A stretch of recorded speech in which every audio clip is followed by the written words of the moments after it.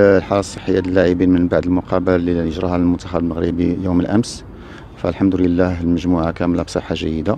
بطبيعة الحال كاين بعض العياء، وهذا العياء دابا حنا كنحاولوا مع الطاقم الطبي بالتنسيق مع المعيد البدني باش تكون ريكوبيراسيون هما خدامين عليها دابا. وبالنسبة للاعبين اللي مصابين كاين الهنوري اللي تصاب في الحصة التدريبية الأخيرة قبل المباراة. ففي الاخر ديال الحصه التدريبيه كان عنده ان كونتاكت مع نوتر جوار وتصاب في القدم ديالو. من بعد الفحوصات الاوليه والفحوصات بالاشعه تبين بانه عنده التواء في الاربطه باطن القدم. هذه الاصابه اللي مع الاسف غتمنعه انه يشارك في هذه البطوله. في انتظار اننا نزيدوا نعمقوا الفحوصات بالاشعه باش نقدروا نعطيو المده ديال الغياب ديالو بطريقه اللي غتكون بلو بريسيس. بالنسبه للاعب بن شرقي فهو تصاب في المقابله اللي جراها الفريق ديالو الاهلي ضد فريق الجيش الملكي بالمغرب. كيف ما شفتوا فهو ما كملش المقابله.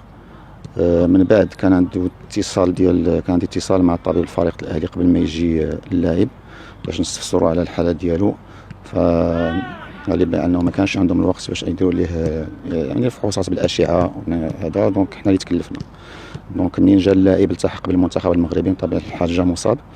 فمن بعد الفحوصات الاوليه اللي جراها معنا ومن بعد الفحوصات بطبيعه الحال بالاشعه تبين بانه عنده إصابة على مستوى يعني الفخذ، العضلة الورائية ولا الديسكيو جامبيي، العضلة الخلفية ديال الفخذ.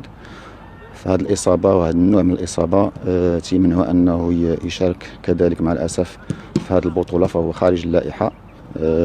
فكان مدة الغياب ديالو كتراوح ما بين 7 إلى 3 الأسابيع اللي ما غتسمح ليناش أننا نشاركوه في هذه البطولة مع كامل الأسف.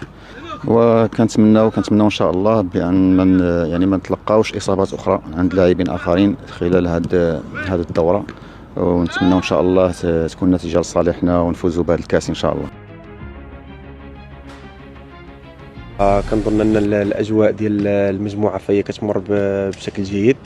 الحمد لله الكره المغربيه في جميع المستويات كتمر بأزهى الفترات. كنظن ان البطوله هذه حنا جايين عازمين اننا ناخذوا الكاس. جميع اللاعبين جاهزين باش يظهروا بشكل جيد، ونتمنى ان نحصلوا على النتيجه الايجابيه في هذه البطوله ونحصلوا على الكاس باذن الله. اول حاجه الحمد لله، اهم شيء ان الاجواء كتمر في ظروف جيده. كاين واحد انسجام بيناتنا. الحمد لله حنا بحكم اننا سبق لنا ولعبنا في هذه المسابقه هذه في 2021، فعارفين المسؤوليه اللي علينا، عارفين شنو تابعنا. المجموعه اللي فيها منتخبات غتكون قويه، غادي نلعبوا مقابله، وان شاء الله نتمنوا اننا نكونوا مركزين ونطبقوا التعليمات ديال الطاقم التقني بقياده سي طارق، وان شاء الله نفرحوا الجماهير ديالنا المغربيه اللي كتنتظر منا نتائج ايجابيه.